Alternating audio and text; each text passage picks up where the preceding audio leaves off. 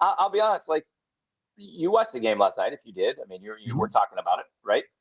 Yep. Why does a 2-2 pitch in a one-run game or a tie game in the eighth inning not matter as much as a play at first base with nobody on in the second inning?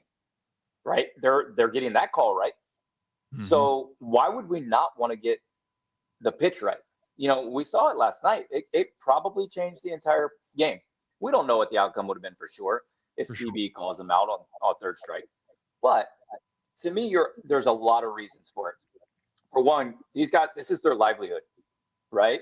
And so now you've got a pitcher on the mound, and you're leaving it in the hands of an umpire who's back there attempting to call a 95-mile-an-hour pitch on a plate this wide, right? And how often are they going to get it right? Last night, I believe it said CB was 91%. Okay, so let's take that as balls that are close or not swung at. That means he could have missed 8 to 10. And I think that's important. I just do. As a hitter, if that 8 to 10, if that one that night is a third strike on me, that's a chance I don't have to get a hit that I could have had a chance to get a hit or walk, or maybe it cost me a walk instead of a strikeout.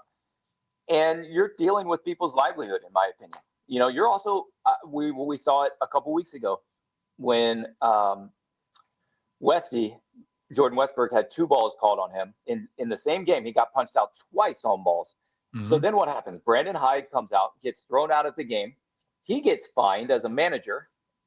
All for what? Because the guy behind the plate is supposed to be perfect on a 96-mile-an-hour sinker? No, it's not possible. But we're giving every other umpire out there on every other play the chance to be perfect. They can make an out call and be wrong, and nobody cares because we get it right. And so I just think it's massive. I do. I think in every other sport, basically, they are getting all of the big calls right with replay. And if we have this kind of technology, I just don't understand why we wouldn't use it. Yeah, and the other thing too, B-Rob, is in the minors, and since it's being tested, and a lot of these guys coming up, they were the test subjects. So they're being groomed to handle the strike zone. And you and I both know this. Back in the day, if you know that ump zone that day and he's probably going to ring you up because he's calling 6 inches off the plate, you're going to swing.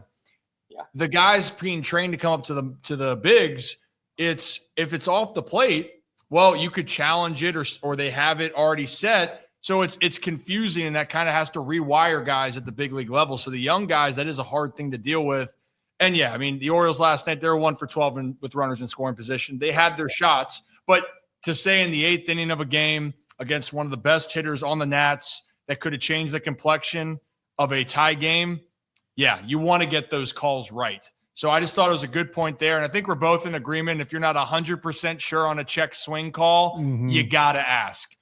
We don't have to go any further than that. I know that's how you feel.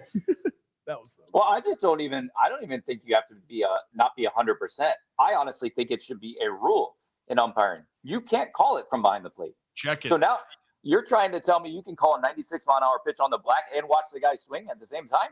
Like, there's zero chance. So they should take that completely out of the home plate umpire's hands. You never make that call ever.